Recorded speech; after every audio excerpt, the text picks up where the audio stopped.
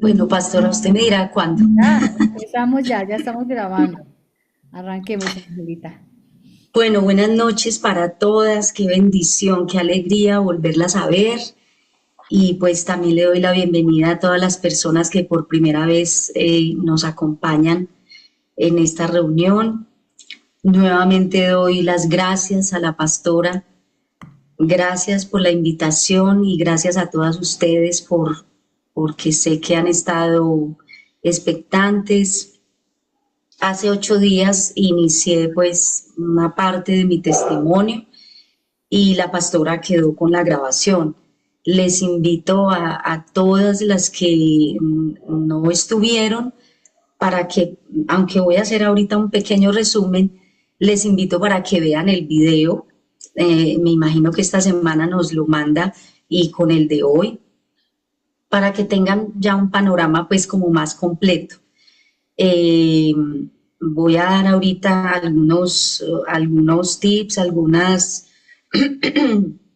algún pequeño resumen de lo que hace 8 días compartí. Y la idea es que hoy alisten ahí las que tienen su Biblia para que les voy a delegar unas citas bíblicas para que entre todas me ayuden a leer y podamos evacuar ya el tema de hoy. Pero esta semana el pastor Walter me dijo que le gustaría mucho que tuviéramos un tiempo de adoración eh, en este espacio. Entonces, durante todo el día hemos estado con muchas actividades, estudiando, trabajando en el hogar, afrontando diferentes situaciones que nosotras como mujeres, como madres, como esposas, como profesionales, como siervas de Dios, pues continuamente estamos encarando. Pero vamos a tomarnos unos pocos minutos, ¿qué les parece? Para adorar al Señor, para que dejemos toda cansancio, toda distracción a un lado y que sea el Señor tomando el control en esta noche de nuestras vidas. Amén. Entonces les invito para que las que quieran y puedan cerrar ahí sus ojitos, pues lo hagan y que adoremos juntas al Señor. Tú eres mi respirar,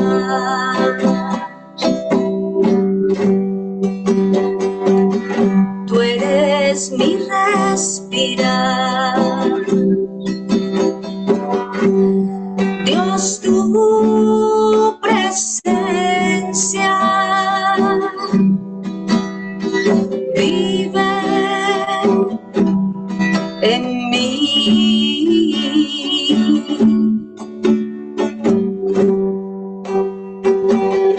Tú eres mi pan, Señor.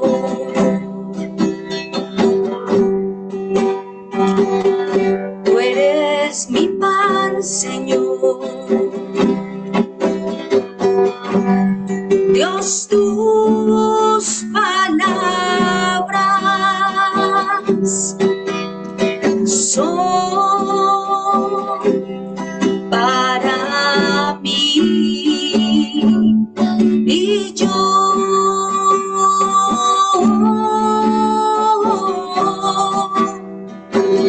te anhelo, Señor,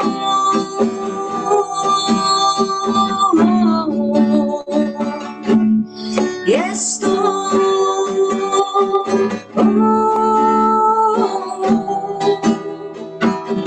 perdida sin ti.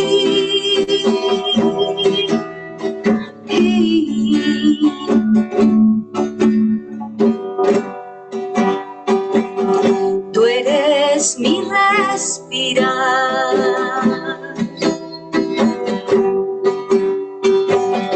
tú eres mi respirar.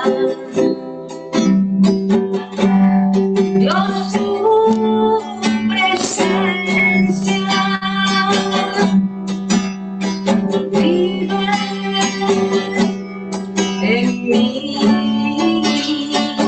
Tú eres mi pan, Señor. Tú eres mi pan, Señor. Sí, Señor. Tú eres mi pan, Señor.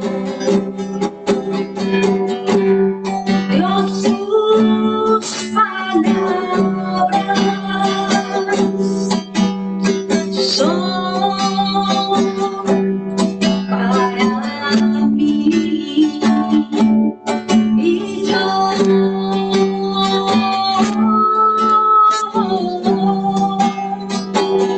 te anhelo, Señor.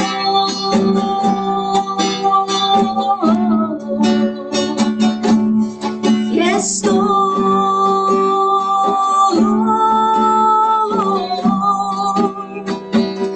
perdida sin ti,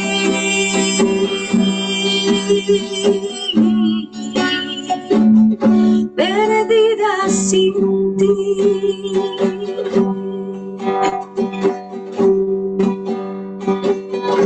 Dulce refugio en la tormenta, es Jesucristo el Salvador.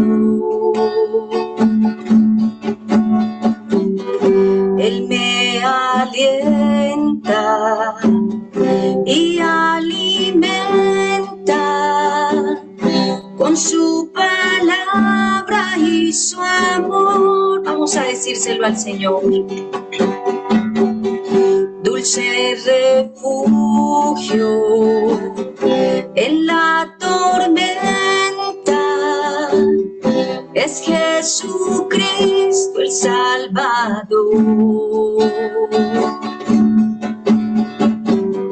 Él me alienta y alimenta con su palabra y su amor. Vengo a reposar en Él. Él es mi amigo fiel, una poderosa y fresca unción llenará mi corazón.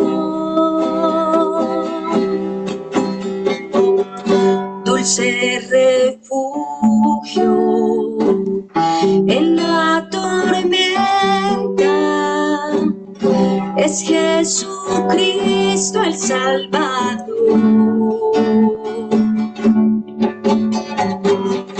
Él me alienta y alimenta con su palabra y su amor.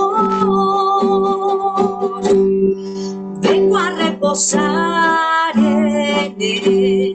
Él es mi amigo fiel, una poderosa y fresca unción llenará mi corazón. Dulce refugio en la tormenta, es Jesucristo el Salvador. Es Jesucristo el Salvador.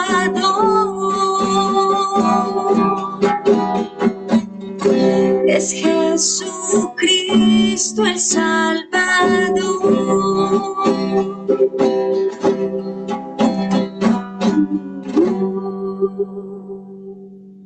Gracias, Señor.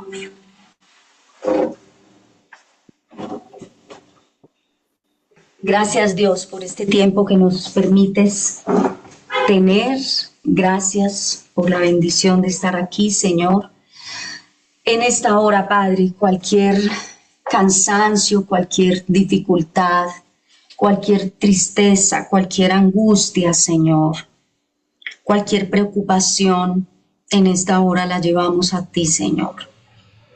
Hoy queremos salir de este espacio diferentes, que lleves todas nuestras cargas, Señor, nuestra ansiedad, toda dolencia, toda enfermedad, Señor. La ponemos a tus pies, Señor. Gracias porque tú llevaste toda dolor, toda enfermedad, toda ansiedad, Señor, toda carga, Señor, la llevaste en aquella cruz por amor a nosotros. Gracias, mi Señor. En Cristo Jesús. Amén. Amén. Podemos tomar aire, respirar, sentirnos un poco mejor, ¿cierto? Cuando adoramos al Rey, sentimos la presencia del Señor. Bueno, hace 8 días, para las que no me conocen, mi nombre es Ángela María Vélez. Hace 8 días empecé a contarles un poquito mi testimonio. Vivo en Manizales, aquí en Colombia, para las que están afuera. Y me escuchan bien, está el sonido bien. Perfecto. Y les comentaba, por eso les animo a las que acabaron de entrar, para que pues escuchen la grabación que la pastora muy amablemente va a enviar de la primera sesión que tuvimos hace 8 días, donde ahí les cuento un poquito del proceso que viví. Hace 7 años, voy a resumir, hace 7 años fui diagnosticada con cáncer de seno. Es un diagnóstico que nadie espera, que ninguno en la vida está preparado para recibir una mala noticia, un diagnóstico de esos, y menos de cáncer. Y yo les decía que cuando a una persona le dicen que tiene cáncer, es como si le hubieran puesto una etiqueta igual a muerte. Siempre relacionamos el cáncer con muerte, pero no todas las historias ni todos los casos terminan en muerte, como ha sido, por la gracia y la misericordia de Dios, ha sido mi historia. Les comentaba que es como cuando uno va manejando un carro, los que conducen, y abruptamente usted tiene que meterle la chancla, el pie al freno, y tienes que parar en la vida. Y de un momento a otro, de estar predicando, de estar trabajando con matrimonios, con mi esposo, dando conferencias, dando consejerías, predicando, ministrando, haciendo retiros, encuentros para parejas. Después de haber hecho muchas cosas, de repente viene un frenón a la vida de uno. Y de pasar de estar en la iglesia, pasé de estar de consultorio en consultorio.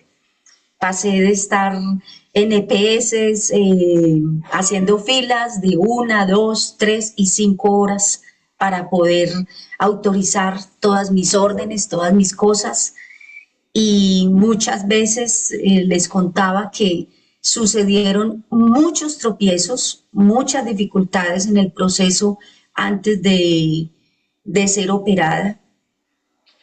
Y siempre era el agite, las prioridades cambiaron, mi agenda se alteró, ya suspendí todo compromiso por cuestión de mi salud, debía concentrarme en mi salud.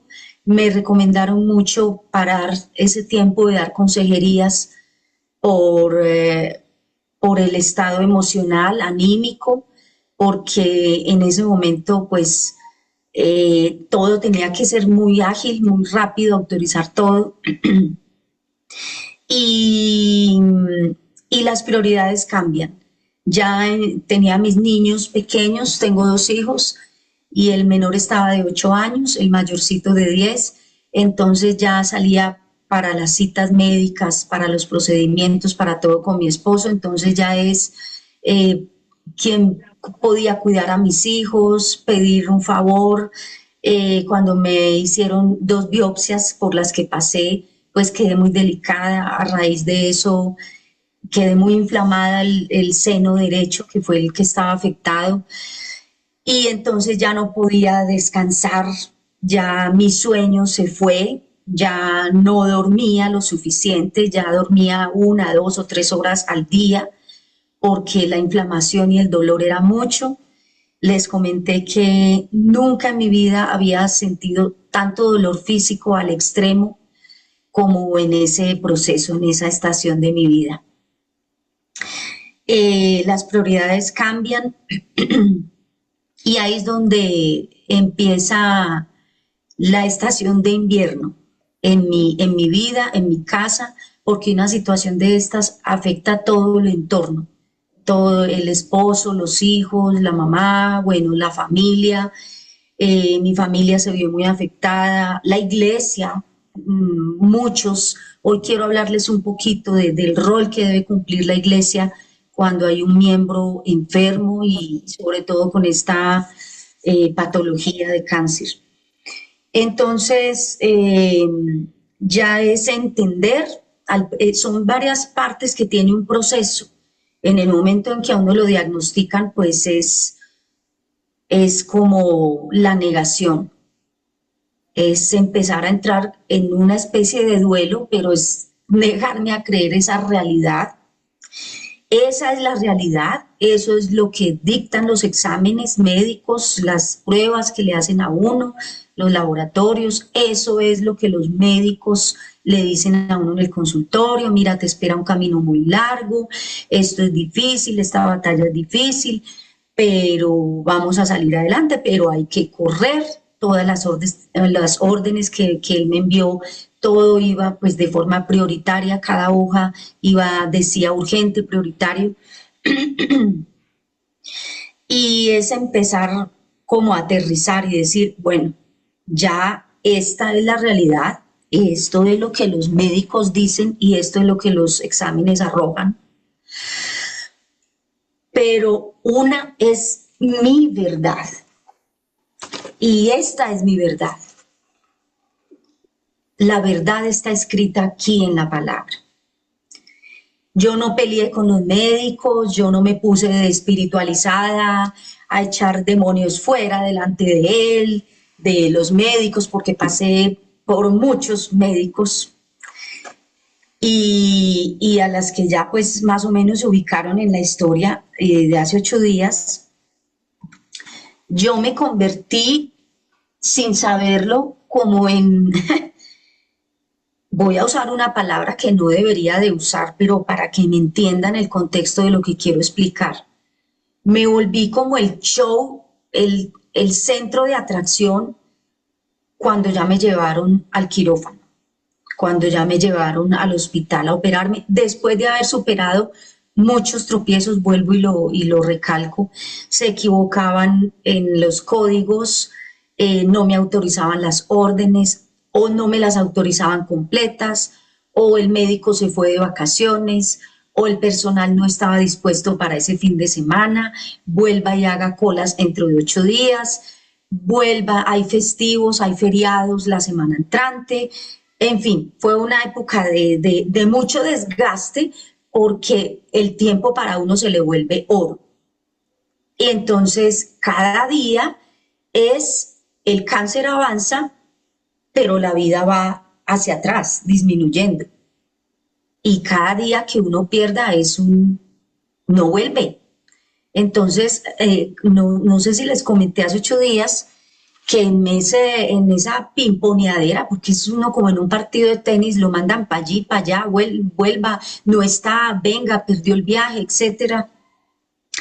Yo tuve que, un día, cuando no me entregaron el resultado de la inmunohistoquímica, que les dije que hasta ahora, 7 años después, nunca llegó, eso lo traspapilaron, parece que embolataron la muestra, solamente dieron una excusa que era escasa. Entonces me hicieron una segunda biopsia, la primera me sacaron 4 muestras, la segunda me hicieron 12 huecos alrededor del seno y me sacaron 12 muestras para que no hubiera la excusa de que era escasa la muestra. Entonces me tocó de bolsillo mío particular pagar para que eso sí me lo sacaran a los 15 o 20 días, y ya el oncólogo, ginecólogo, mastólogo, que fue ya el que me trató y me operó, pues él tomara la decisión de llevarme primero al quirófano. Sin ese resultado, el médico no puede hacer nada. porque o lo mandan a uno a quimioterapia o a radioterapia o a quimioterapia oral o al quirófano. Ese examen es el que determina realmente si uno va primero al quirófano o no. En mi caso sí, empecé la quimioterapia oral desde la primera consulta, me mandó a tomar una pastica todos los días por 10 años y la gran noticia es que hace pocos días ya la dejé, completé 7 años y no tuve que tener los 10 años como ellos decían. Entonces todo esto ha sido un milagro, ha sido maravilloso como el Señor ha obrado. Pero en esta cuestión de la tramitología que se da lastimosamente aquí en nuestro país, en este sistema de salud que tenemos, me tocó, un día me descompuse en la EPS porque ya llevaba mes y medio yendo y el resultado no salía. Inicialmente tenía 1 centímetro, pero ya luego se me subió en mes y medio a 7 centímetros la masa. Y ahí fue cuando el oncólogo ya determinó que perdía el seno total, radical, porque me lo quitaron totalmente. Ese día yo me puse muy mal en la EPS y reuní a la gerente, a la secretaria, a la tesorera, a la contadora, al portero de la EPS, a la jefe de enfermeras de laboratorio y a la jefe de enfermeras en general, de ahí de ese centro médico. Y les dije, bueno, mi tiempo es oro y yo no me voy a morir por culpa de ustedes, por la negligencia de ustedes, porque yo sé y soy muy consciente que para ustedes es más fácil dilatar, embobar, hacerle perder tiempo a uno, largas filas, y el desespero empieza a entrar, la ansiedad, la angustia, claro que sí. Y a ustedes les sale más barato que el paciente se muera esperando una cirugía, que el cáncer avance, haga metástasis y uno se muera, que costear y pagar la cirugía. Es una cirugía de muchos millones, muy costosa, más la estadía en el hospital, más toda la rehabilitación y toda la restauración que eso requiere, todos los controles, toda la medicina. Y pues para las nuevitas estoy aquí resumiendo, las que no estuvieron hace 8 días, el proceso se me hizo más tedioso en la cirugía porque a mí me quitaron los músculos del abdomen, yo no tengo músculos, tengo una malla grande, gigante, que es mi pared abdominal, la que sostiene mis órganos internos, y me pusieron un dren en el abdomen y otro dren en la reconstrucción de este seno, o sea que la barriguita que tenía abajo la echaron para arriba. Lo que yo tengo aquí es mi barriga, con estrías y todo, porque mis hijos los tuve por cesárea y esa barriguita fue la que echaron para arriba. Entonces ese dren que me pusieron en el seno reconstruido se taponó y eso hizo más tedioso y más difícil la recuperación para mí, porque en vez de estar aquí en casita, tranquila, reposada, recuperándome de la cirugía como tal, pues toda esa sangre se coaguló, se me hicieron coágulos, se me hizo un hematoma gigantesco color vino tinto, yo era renegrida y súper hinchada, como si tuviera un seno talla 42 en brasier, y yo soy talla 32. Entonces fue mucho más complicado porque me volví cliente del hospital y día de por medio yo iba a que me drenaran con los dedos.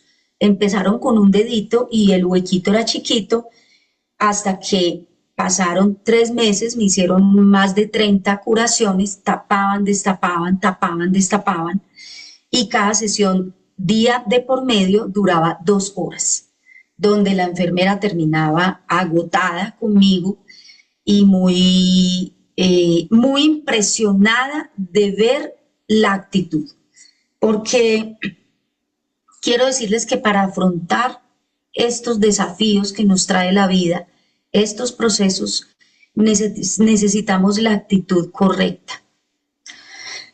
He visto muchas mujeres morir, partir de este planeta, porque les cogió más ventaja el estrés y la depresión que el cáncer en sí.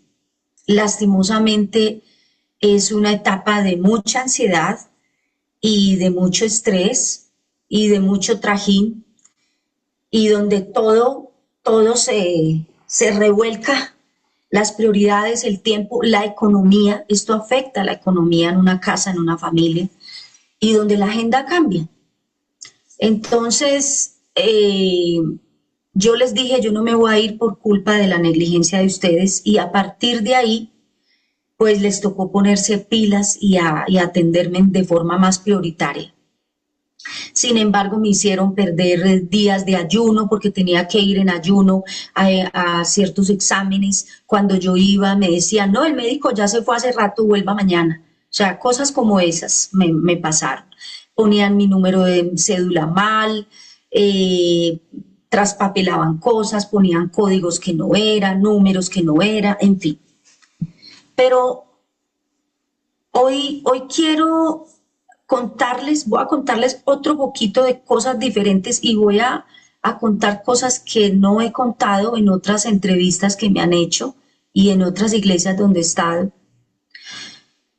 Pero a raíz de tanto cansancio físico, de tan poco tiempo de dormir, esta es una de mis salas porque abajo en el primer piso hay otra sala.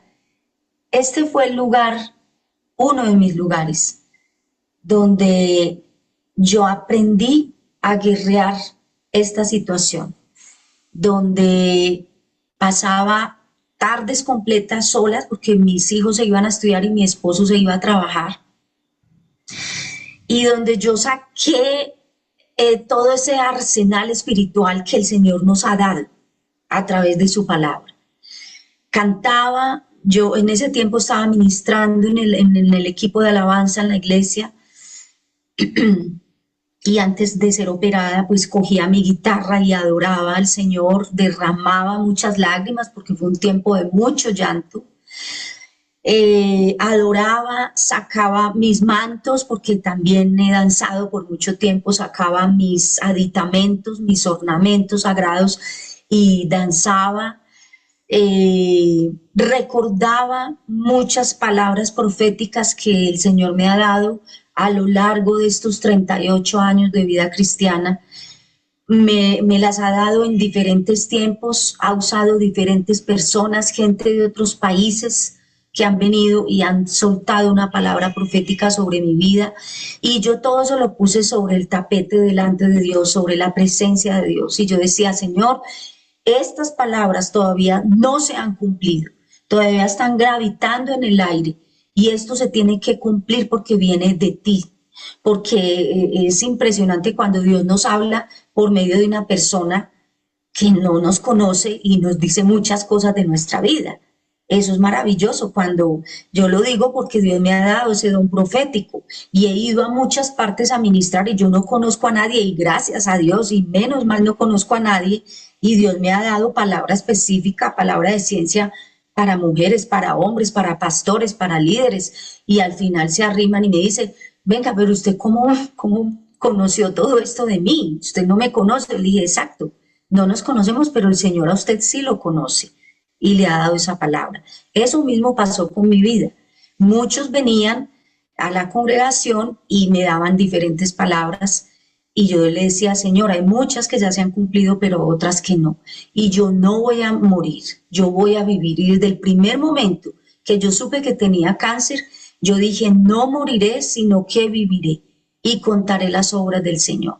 Así que con todas esas armas espirituales que el Señor nos ha dado, en la vigilia, porque fueron noches enteras en que yo vigilaba ya en la parte de abajo, porque aquí quedan las habitaciones, entonces para no despertarlos a ellos, como yo no era capaz de dormir por el dolor físico, me bajaba para el primer piso y empezaba a adorar en voz baja, empezaba a leer la palabra, a declarar, a proclamar, a decretar la palabra, que es una de las mayores armas que tenemos. Y todas esas disciplinas espirituales yo empecé con mucho más ahínco, con mucho más fervor, con mucho más empoderada y embarazada de la palabra, empecé a declarar lo que no veía. Entonces, yo les dije hace 8 días, es como cuando tú abres la ventana. Aquí en Manizales tenemos ese espectáculo donde amanece el día con neblina, no se ve nada, pero a mediodía ya hay un sol radiante muchas veces y por la tarde o al anochecer un aguacero. Entonces tenemos el clima, es así aquí en Manizales, como hay días largos de verano. Pero en nuestra vida cuando vienen estas situaciones es como la neblina, que en el momento no vemos nada. Pero ¿qué nos toca empezar a ejercitar? La fe. A cada una de nosotras Dios nos ha dado una medida de fe, dice la palabra. Los discípulos le decían al Señor, Señor, enséñanos a orar. Señor, aumentanos la fe. No es aumentar, es con la fe que Dios te ha dado, empezar a madurarla y a ejercitarla. Como cuando tú vas al gimnasio y tú empiezas a ejercitar tus músculos. Tú empiezas a alzar pesas, a hacer abdominales, a correr, a trotar, a hacer bicicleta, a hacer muchas cosas. Lagartijas, bueno, muchas cosas. A nadar, porque el nado es donde uno más ejercita todos los músculos, las brazadas que uno da, todo el cuerpo se mueve. Todo eso es ejercitar los músculos para que cojamos masa y con textura física. Así es la fe. La fe hay que madurarla. ¿Y cómo la maduro? Así no vea nada. Hebreos 11:1 dice, es pues la fe, la certeza de lo que se espera, la convicción de lo que yo no veo. Entonces es empezar a decir, lámparas a mis pies tu palabra y lumbrera mi camino. No veo nada, veo todo difícil, se me cierran las puertas, veo un panorama complicado, hay problemas familiares, hay problemas con el esposo, hay problemas con los hijos, hay problemas en el ministerio, hay problemas en el estudio, en el trabajo. En muchos entornos podemos tener muchas situaciones, pero esas neblinas se van a ir disipando a la medida que usted empiece a declarar la palabra, a echar esas semillas. Lámparas a mis pies tu palabra. Ella es la que va a iluminar el camino que por el momento no veo claro el panorama. Entonces, cuando todo está desordenado y vacío, ahí es donde Dios interviene. Ahí es donde Él empieza a ordenar las cosas en nuestra vida. Entonces, ¿por qué nos permite Dios estos procesos? Porque Él no comparte su gloria con nadie. Y en nuestra vida llega un momento en que hasta aquí podemos llegar. Yo hice lo natural, hice los trámites, hice las filas, iba, me tomaba la medicina, asistía a mis controles, a mis chequeos, a las reuniones con los médicos. Esa es la parte que nos toca. Hacernos el autoexamen, hacernos la mamografía, la ecografía. Esa es la parte natural. Pero cuando llegó un momento, como les dije hace 8 días, en que ya introduje, ya por fin me autorizaron todo, ya no había errores, ya todo estaba listo. Cuando llevé los papeles al hospital, no me los quisieron recibir y me dijeron, su EPS no ha pagado aquí, ni cancela ni abona, deben más de 3.000 millones de pesos. No estamos recibiendo pacientes de su EPS y aquí no se puede operar. Es ahí cuando yo digo, Señor, solamente puedo ver tu mano sobrenatural. Yo ya hice lo natural. Ahora necesito una intervención divina, que tú obres de una forma sobrenatural, porque yo no lo puedo hacer. Tú eres el único que puede tocar el corazón de las personas que tienen que poner el sello, dar la firma, dar el sí, dar el permiso. Solamente tú. Y esto está en tus manos. Cuando yo llego a ese punto, cuando estoy entre la espada y la pared, es cuando uno dice, Señor, que se haga lo sobrenatural, tú eres soberano y estoy aquí, Señor, solamente tú puedes obrar. Y entonces es como si escucháramos, si abriera el cielo y escuchar la voz de Dios y dice, por fin me vas a dejar actuar a mí. Ahora voy a entrar yo en escena. Ahora te voy a mostrar mi poder. Ahora voy a mostrar mi gloria en tu vida. Entonces, los desiertos, las pruebas, las crisis, las dificultades, las temporadas, las estaciones, como querramos llamarlo, son para llevarnos a un nivel de dependencia absoluta de Dios. Son para tener una comunión íntima con Dios, para aprender a tener esa comunión con el Padre, porque en 38 años de vida cristiana, les puedo decir, de 7 años para acá mi vida cambió, mi intimidad con Dios cambió. Les compartí también que no les dé miedo ir al desierto con Dios, porque cuando Él nos lleva es porque Él nos va a dar su palabra rema, una palabra. En el caso mío, Dios me regaló el Salmo 91 del 14 al 16. Es llevarnos a un nuevo nivel de intimidad, donde estamos de corazón a corazón, de tú a tú, de cara a cara. No hay nada más me puede distraer. Está en juego mi vida, mi salud, mi vivir más tiempo en este planeta. Y solamente eso depende de Dios. Solamente tengo que aprender en otra parte del proceso a entrar en el reposo de Dios, en el descanso de Dios, porque Hebreos dice que con paciencia y con fe heredaremos las promesas. Entonces, por más que nos afanemos, nos desesperemos en cualquier área de nuestra vida, bajo las circunstancias que estemos viviendo, la Biblia dice que no vamos a poder añadir a nuestra estatura un codo. Usted se puede poner unos taconzotes, mejor dicho, con unas puntillas bien altas y puede que en el momento usted se vea alta y elegante, pero usted antes de acostarse tiene que quitarse los tacones y usted ve la realidad de su estatura. Y la Biblia dice que los cabellos de nuestra cabeza todos están contados y ni una hoja de un árbol se cae si no es la voluntad de Dios, si Dios no lo permite.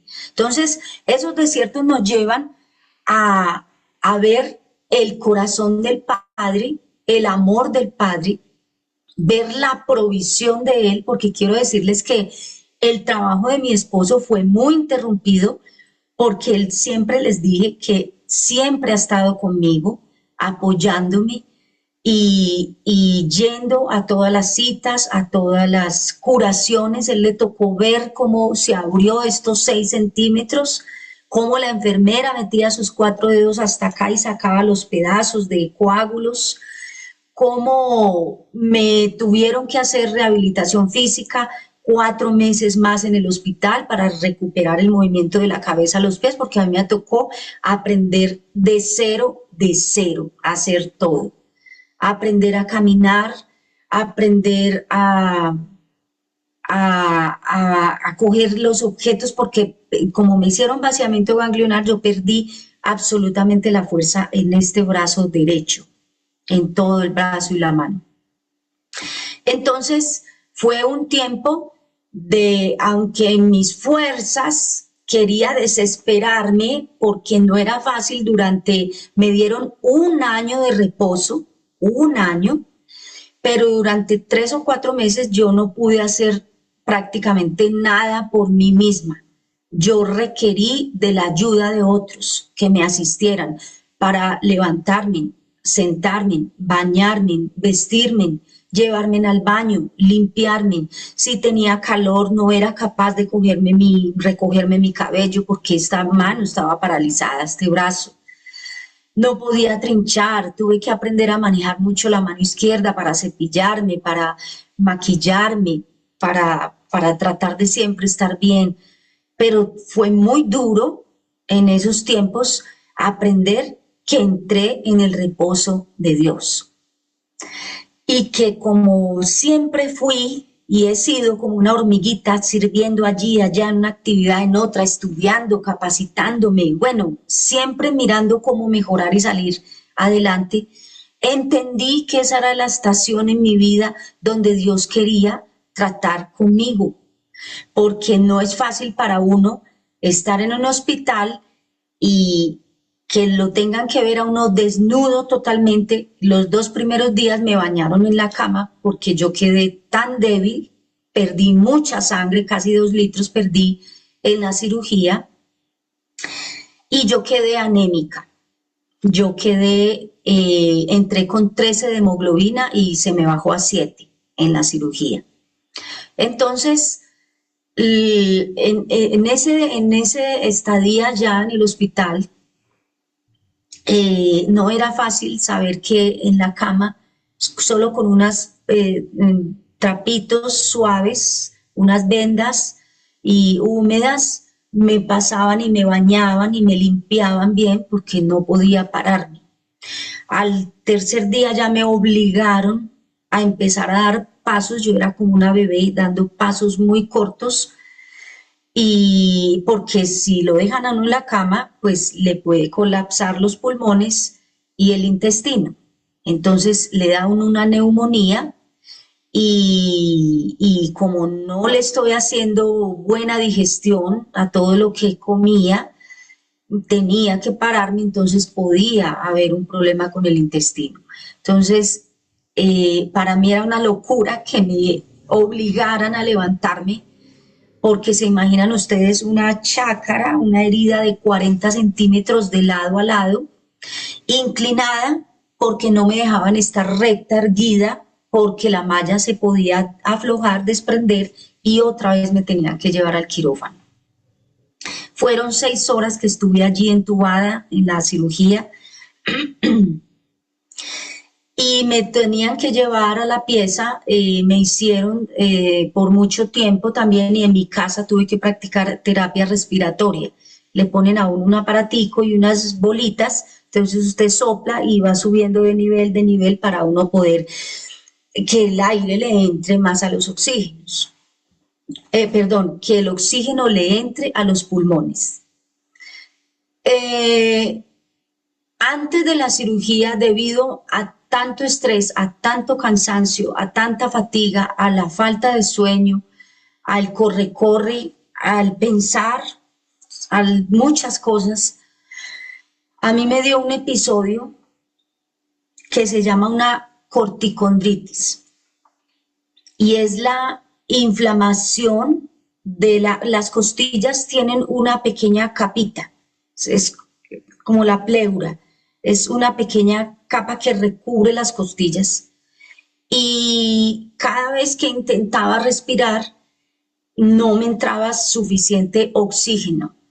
Entonces me empecé a sentir agotada, agotada, hasta que llegó un momento en que yo pensé físicamente que yo me iba a morir, porque es desesperante. Ahí entendí muy bien a las personas que sufren de asma, y he visto personas con ataques de asma cómo se desesperan, se les brota sus ojos, se ponen moradas porque no les entra el oxígeno.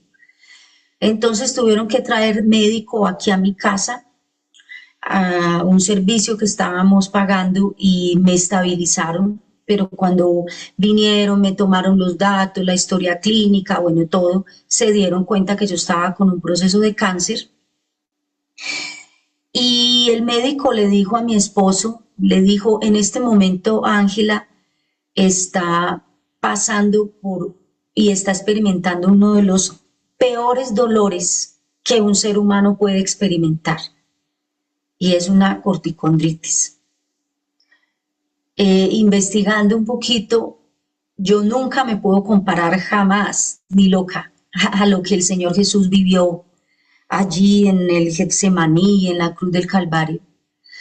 Pero una de las cosas que él vivió fue exactamente eso, donde por la crucifixión y por los clavos no le entraba suficiente oxígeno al cuerpo, y era uno de los mayores e intensos dolores que él sufrió en la cruz.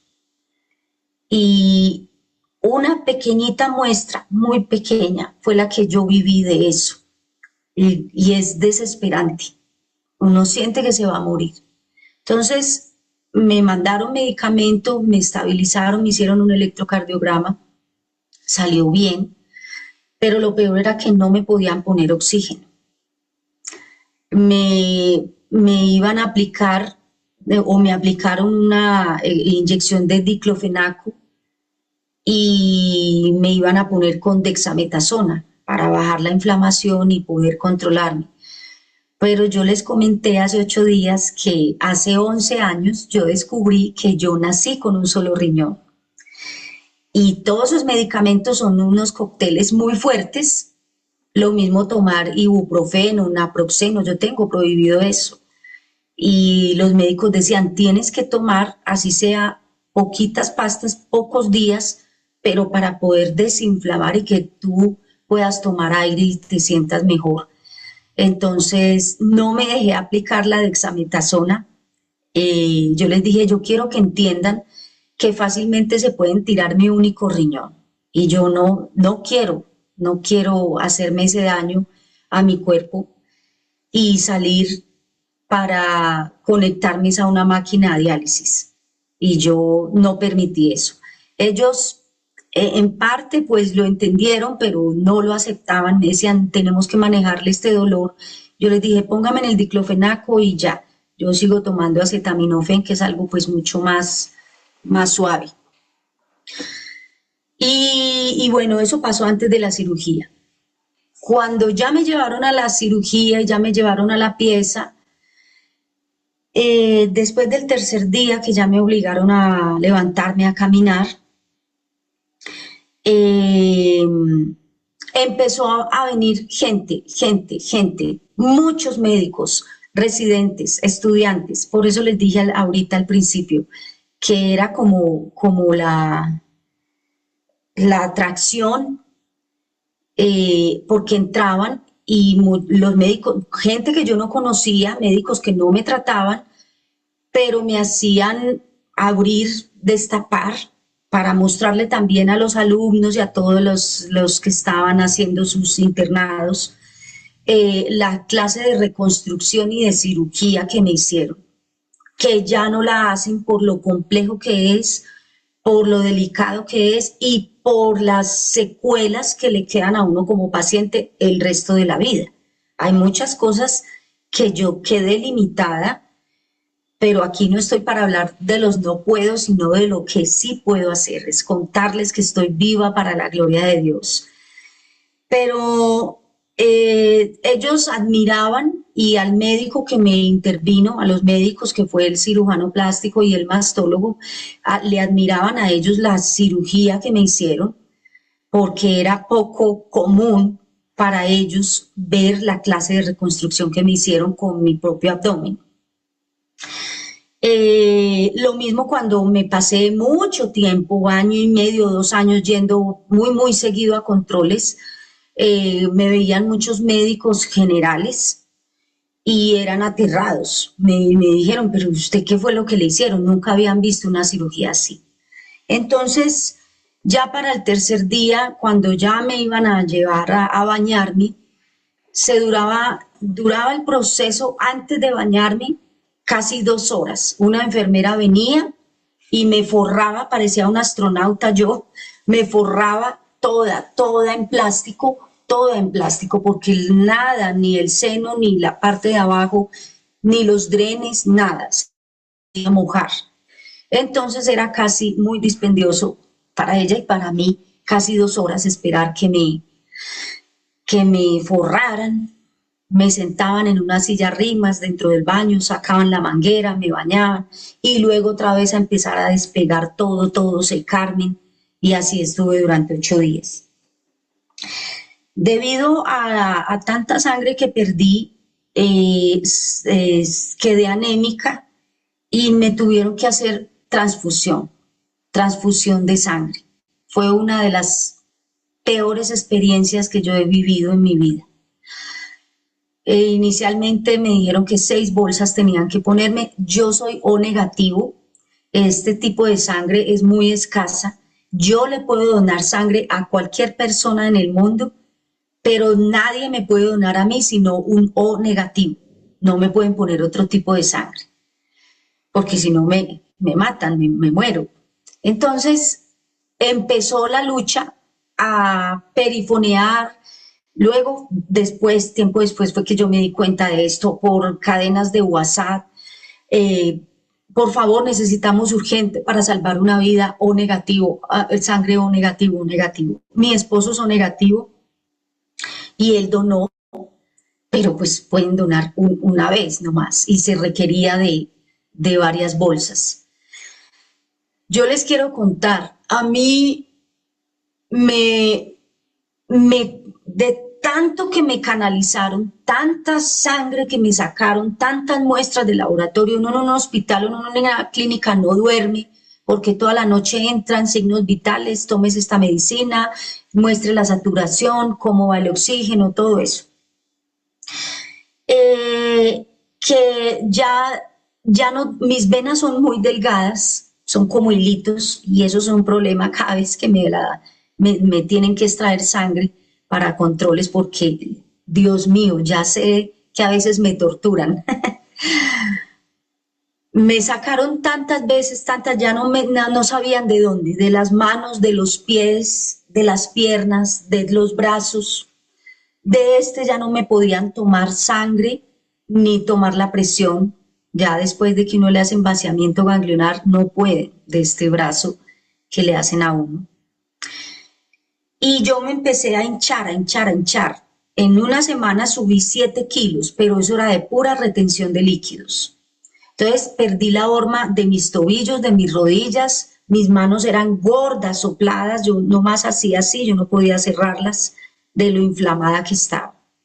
Y llegó un punto en que ya no sabían de dónde cogerme, ya se les dañaba cuando me canalizaban, hasta que entró la enfermera jefe, que es la única que puede hacer ese procedimiento, las auxiliares no, y me dijeron, Ángela, estás tan inflamada y ya no hay, y tan morada, y ya no hay de dónde más extraerte, sacarte, pero necesitamos tomarte unas muestras para mirar cuando empecemos a ponerte toda la sangre, cómo va subiendo la hemoglobina, y de eso depende la salida tuya del hospital, que te demos de alta. Si tú no recuperas buen nivel de hemoglobina, no te podemos dejar ir. Entonces, inicialmente se suponía, al ser operada, que iban a ser 2 días o 3, y resulté estando 8 días. Entonces me cogieron la yugular. Yo les quedo viendo unas fotos. Esto yo no lo muestro porque son muy sensibles y mucha gente no resiste ver eso. Ni las expuse frente a todos los pastores de la ciudad de Manizales en un desayuno que les hice, y me permitieron contar el testimonio y les mostré esas fotos, pero más de uno se llevaba la mano acá del susto y del pánico de ver todo eso. Me cogieron la yugular y por ahí era donde me pasaban todos los líquidos, la medicina, el suero, todo. Y cuando me empezaron a transfundir, a hacer la transfusión, créanme que eso es recibir sangre de otra persona, es recibir vida, pero es como un trasplante de un órgano. Me están trasplantando sangre, si lo puedo expresar así, de otras personas que yo no supe quién donó, pero cuando usted lo pueda donar, haga eso, porque usted no sabe cuántas vidas puede salvar. Y, y era conectada a un aparato y así quieta. Yo tenía que estar quieta, y eso lo ponen frío de nevera, goteo tras goteo, más de 2 horas, 2, 3 horas, hasta que esos 500 mililitros se vacían todo y le entra la sangre a uno. Ustedes se imaginan 2 horas así, llena de puro micropores, paradrapo, todo eso gigante aquí, y canalizándome y echándome en toda la medicina por ahí. Cada ratico porque yo dije, de aquí voy a salir es con una tortícolis, por Dios, no me dejan, no, tenía que estar así. Entonces yo cada rato medio me volteaba y ese aparato chillaba todo el tiempo y se desconfiguraba.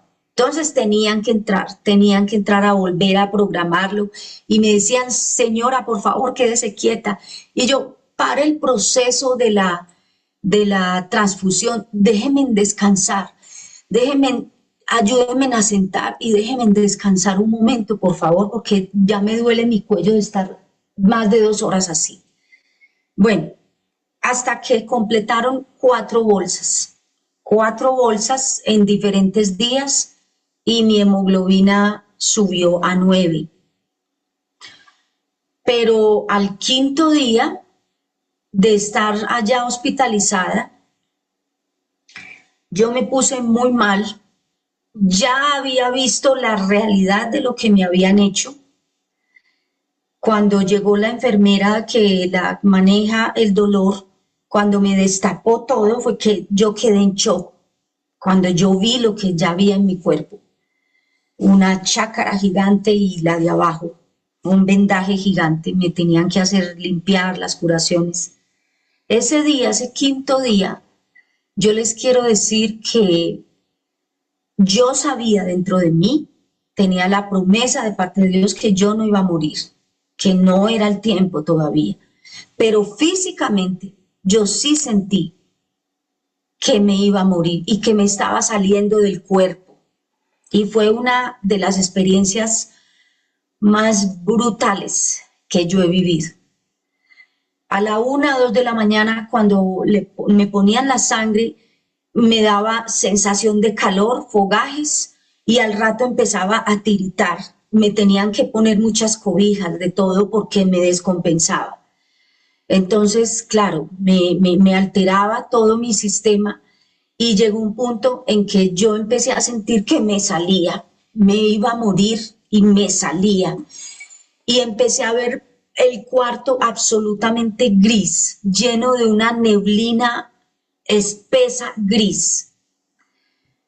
Y yo escasamente podía abrir mis ojos, levantar mis párpados y mirar. Y yo le empecé a decir a mi esposo que yo sentía que me estaba yendo, que por favor llamara a todos los médicos, las enfermeras que me asistieran y que no podía respirar lo suficiente, que yo necesitaba oxígeno. Entonces él, claro, él fue rápido, entró todo el personal, de una me pusieron la cosita aquí, que es lo para ver la saturación de oxígeno, me tomaron signos vitales, me pusieron que no me tuviera fiebre, el termómetro, bueno, me examinaron los ojos, las pupilas, bueno, todo. Y yo les dije, ¿por qué está todo gris? Todo lo veo gris, se me está cerrando todo. Y entonces todo el personal que había ahí miraban y me decían, Ángela, el cuarto está normal, aquí no hay nubes grises, no hay neblina, no hay nada. Lo que pasa es que estás muy inflamada y lo peor es que no te podemos poner oxígeno. Y era yo, medio respiraba, me pasaba así. Yo no podía tomar una inspiración profunda y respirar, no era capaz. Entonces me pusieron más medicamento, más medicamento. Y esa noche yo ya llevaba 4 noches seguidas, literalmente sin dormir, no era capaz. Yo le dije a un médico, por favor, dópeme. Siento que mi cerebro, mi cabeza, mi cráneo, todo esto se me va a rajar a partir del dolor de cabeza y del ardor. Yo sentía que me ardía y yo le dije, siento que me voy a descompensar, a enloquecer. Dios mío, dópeme, deme una pasta y duérmame. Y a mí me dieron una cosita chiquitica que se llama diazepam. Me dieron una pasta de eso. Y yo me quedé bloqueada, fundida totalmente, varias horas. Cuando ya desperté, mi esposo me dijo, mami, entraron, te revisaron, te sacaron sangre. Yo no sentí ni me acordé de nada. De las cosas más duras que yo viví también estando en el hospital fue que lo único que yo estoy enseñada a leer la palabra, a memorizarla, a declararla, a orar siempre con la palabra. Pero quiero decirles que se me borró, una de las peores escenas que yo viví es que se me borró la Biblia de la mente. Yo no fui capaz de recordar versículos, trataba de orar, pero no tenía fuerzas. Y yo lo único que decía era, la sangre de Cristo tiene poder. La sangre de Cristo tiene poder. Me cubro con la sangre de Cristo.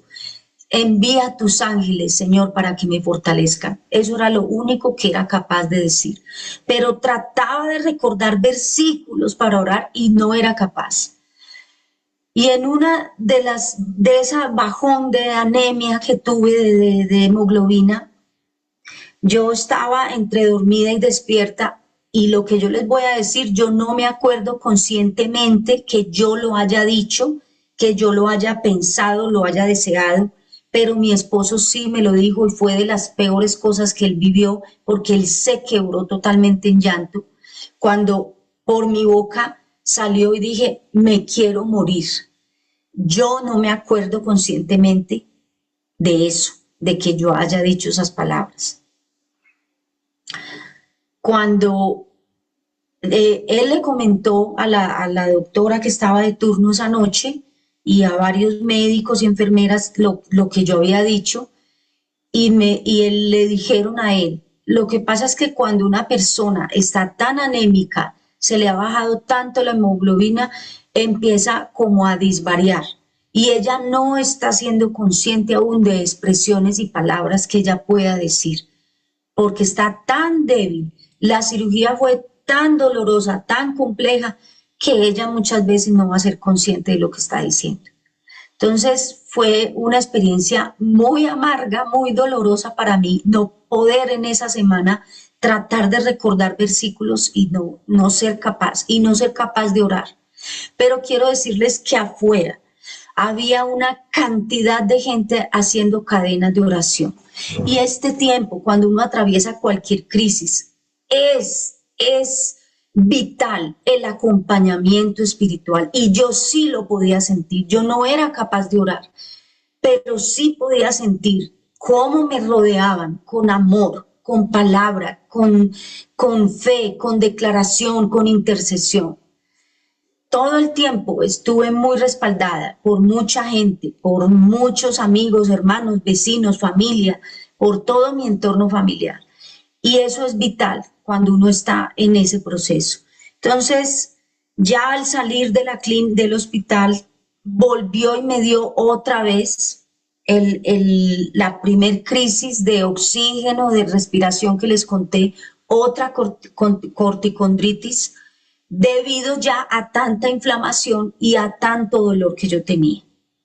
Entonces, volvieron a traer los médicos acá, volvieron y me estabilizaron, y volvieron y ya ellos vieron todo lo que me habían hecho y me dijeron, es sorprendente y es increíble que usted esté viva después de haber pasado lo que pasó. Ya empecé todo este tiempo a empezar a declarar la palabra, a adorar, así no hubiera mejoría, así mi cuerpo sintiera muchos síntomas, así me doliera demasiado, pero siempre, siempre, siempre conectada con el Señor, siempre en ese tiempo de reposo como el águila. Y las águilas, para rejuvenecer, las águilas cuando ya tienen 35 años de vida, ellas empiezan a envejecer. Y lo que hacen las águilas es que se van, quiero que escuchen esta parte bien bonita, se van a una montaña, a una roca, a una peña, y se meten solas allá. Y para poder dobletear la existencia de ellas, vivir otros 35 años más, ellas tienen que empezar con su pico a quitarse su plumaje, se empiezan a quitar sus plumas y luego empiezan a quitarse sus garras y luego, por último, su pico, empiezan a dar picotazos duros contra la roca hasta que se les cae el pico y ellas se quedan solitas, metidas en la roca, esperando un nuevo plumaje, esperando que le empiecen a salir sus plumitas, esperando que le salgan sus garras y por último le va creciendo de nuevo su pico para luego poder alimentarse. Nosotros somos como las águilas, que Dios nos lleva a estar metidos en la roca que es Cristo, a estar a solas con el Señor, a esperar en silencio, a esas temporadas que a veces no entendemos por qué nos pasa lo que nos pasa, por qué estamos viviendo lo que estamos viviendo. Pero el Señor en medio de esa soledad, de ese desierto, nos habla y nos ministra el corazón. Se muestra como Padre, un Padre amoroso, que hace que nos sintamos arropados, que hace que nos venga la provisión de palabra, de revelación, el consuelo, el abrazo, la palabra tierna, el mensaje, que hace que venga la provisión económica, porque quiero decirles que ese tiempo fue maravilloso, fue un derroche y un desborde de amor del Padre, porque mi esposo tenía que interrumpir mucho el trabajo para llevarme a citas médicas, por lo tanto no podía trabajar muchas veces. Pero aquí llegaban ofrendas, llegaban giros internacionales de gente que no conozco ni me conoce, pero ahí es donde la palabra en Isaías 55 se cumple, que por causa de yo amar a Dios, Él me va a honrar y gente que no conocía me va a bendecir. Y empezaban a venir aquí gente con mercados, con fruta, con verdura, con carne. Me traían sobres, 500,000 pesos, 300,000 pesos. O sea, empezó a venir una provisión maravillosa.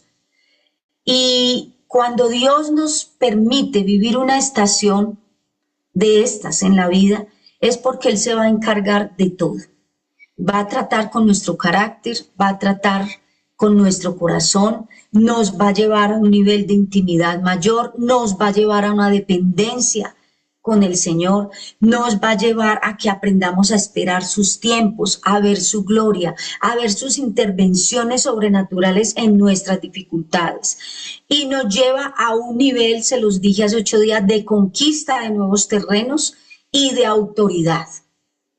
Porque ahora, con todo lo que ya pasé, ya viví, Dios me está permitiendo ir a muchos lugares, atender a mucha gente por teléfono, por este medio de Zoom, por videollamadas, viajar a muchos lugares. Y yo le dije, Señor, si me vas a dejar viva, yo quiero entender tu propósito y cumplir tu propósito. Y ahí es donde yo, hace 8 días, para las que no vieron, pues Dios me dio la oportunidad de escribir este libro. Tengo fotos, aquí está todo color, tienen muchas citas bíblicas, canciones hermosas que les van a edificar. No está en Amazon, como alguien preguntó, habría que enviarlo por correo o enviaría el PDF solo a las personas que lo van a leer, no para que lo estén reenviando y reenviando y reenviando. Yo quiero que entiendan eso. Me costó mucho dinero sacar la edición de este libro y por ahora yo no lo puedo sembrar ni regalar, pero sí, si hacen el aporte voluntario, pues se puede enviar por PDF o por encomienda. Las personas que estén interesadas se pueden contactar conmigo, escribirme y ya concretar cómo sería el envío. Pero quiero, antes de terminar, pedirles el favor a algunas personas, algunas de ustedes, que me colaboren leyendo unas citas para terminar. Sé que me extendí un poco porque también entraron algunas un poquito tardecito, pero quisiera pedirles el favor que la pastora, si me puede colaborar leyendo 2 Corintios 10:4. Pilar, que está allí, si puede leerme por favor Romanos 8:18. Sol, si puedes leerme 2 Corintios 4, del 16 al 18. Yo vi a Lourdes por aquí. Si me puede por favor leer Isaías 40, del 29 al 31. Isaías 40, del 29 al 31. Por aquí, aquí más tengo Bere, la hermana Bere, si nos puede leer Isaías 43:2. Anita, si me puede leer el Salmo 112, del 7 al 8. Alguien que me lea Juan 11:4, no sé quién más allá por ahí quien me pueda colaborar. Juan 11:4. Y otra persona que me lea Salmo 27:5.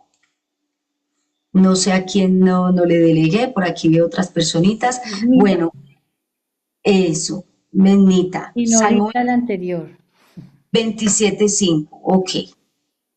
Y el Salmo 34:5 para otra persona que Sonia o alguien que nos quiera colaborar. Yo, Juan, ¿cuál, Karina. Angelita? Salmo 34:5. Y allá Salmo atrásito el Salmo 34. 32:8 también. Listo, O sea, Salmo arranquemos. 34:8. No, Salmo 34:5 y Salmo 32:8. Ok, gracias. Listo, arrancamos. ¿Quién tiene 2 Corintios 10:4? Pueden abrir sus micrófonos y vamos leyendo así de recorrido. Porque las armas de nuestra milicia no son carnales, sino poderosas en Dios para la destrucción de fortalezas. Amén. Vayan tomando nota de esos versículos. Esas armas, con esas armas es que vamos a guerrear. 2 Corintios 4 del 16 al 18. Lo tengo yo. Ujú. Tengo otro 16. Tengo la reina. Dice, por tanto, no desmayamos antes, aunque nuestro hombre exterior se va desgastando, aunque nuestro hombre exterior se va desgastando, el interior, no obstante, se renueva de día en día. Porque esta leve tribulación momentánea produce en nosotros un cada vez más excelente y eterno peso de gloria, no mirando nosotros las cosas que se ven, sino las que no se ven. Pues las cosas que se ven son temporales, pero las que no se ven son eternas. Ese versículo muy especialmente para usted, Sol, Gracias, para gracias. todas nosotras, pero para que lo meditemos. Amén. Son leves y momentáneas estas tribulaciones, pero todo esto traerá un mayor peso de gloria a nuestras vidas. Isaías 40, 29 al 31. Yo lo tengo. Ok. Dice, Reina Valera, Él da esfuerzo al cansado y multiplica las fuerzas al que no tiene ningunas. Los muchachos se fatigan y se cansan, los jóvenes flaquean y caen, pero los que esperan a Jehová tendrán nuevas fuerzas, levantarán alas como las águilas, correrán y no se cansarán, caminarán y no se fatigarán. Amén. Muchas gracias. Romanos 8, 18. ¿Quién lo tiene? ¿Alguna? Creo que Pili salió. Ay, sí, Pili, no está, ¿no? Yo se los Bueno, busco. sigamos Romano con la dice, otra. sin Sí, embargo, ¿puedo leer esa? sí, claro. Romanos dice, sin embargo, lo que ahora sufrimos no es nada comparado con la gloria que Él nos revelará más adelante. Amén, amén. Lo que ahora, amadas hermanas, estamos pasando, va a ser mucho mayor lo que viene que lo que ahora estamos viviendo. Salmo 112 del 7 al 8. No tendrá temor de malas noticias, su corazón está firme, confiado en Jehová. Asegurado está su corazón, no temerá hasta que vea en sus enemigos su deseo. ¿Cómo está nuestro corazón? Confiado, asegurado, creyendo en el poder de Dios, porque para el Señor no hay nada difícil, no hay nada imposible para Él. Isaías 43, 2. Yo lo tengo. Cuando pases por las aguas, yo estaré contigo. Y si por los ríos, no te anegarán. Cuando pases por el fuego, no te quemarás, ni la llama arderá en ti. Vamos a pasar por las aguas, vamos a pasar por el fuego, pero no nos vamos a ahogar ni nos vamos a quemar. Y Él estará siempre con nosotras. Salmo 27, 5.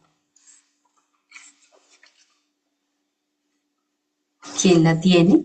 Yo. Ok. En la nueva traducción viviente. 27:5. Pues Él me ocultará allí cuando vengan dificultades, me esconderá en su santuario, me pondrá en una roca alta donde nadie me alcanzará. Ustedes escucharon esa promesa tan maravillosa. En el día malo vamos a estar debajo de sus alas. En el día malo vamos a estar en su presencia, en su tabernáculo, hasta que pasen todos esos quebrantos. Salmo 34:5.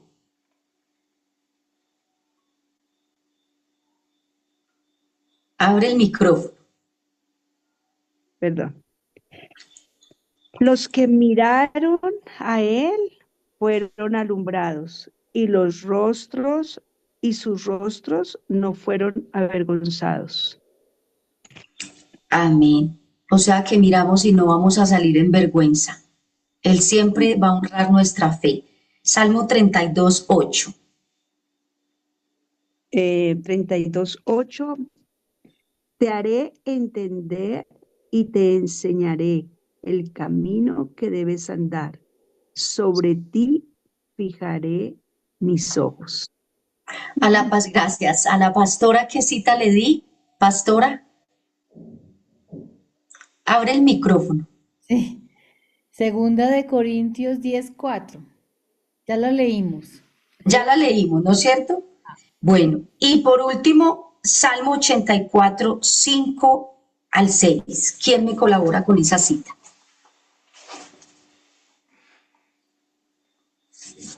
Salmo 84 del 5 al 6. No sé si delegué otra cita Ya lo que tengo. alguien. Sí, Si alguien quieres, yo si te quedó ayudo. con otra cita me dice. Sí, sí, bien pues. Bienaventurado el hombre que tiene en ti sus fuerzas, en cuyo corazón están tus caminos. Atravesando el valle de lágrimas, lo cambian en fuente cuando la lluvia llena los estanques. Amén. Iremos de poder en poder, veremos a Dios en Sión, dice la palabra. Vamos a cambiar ese dolor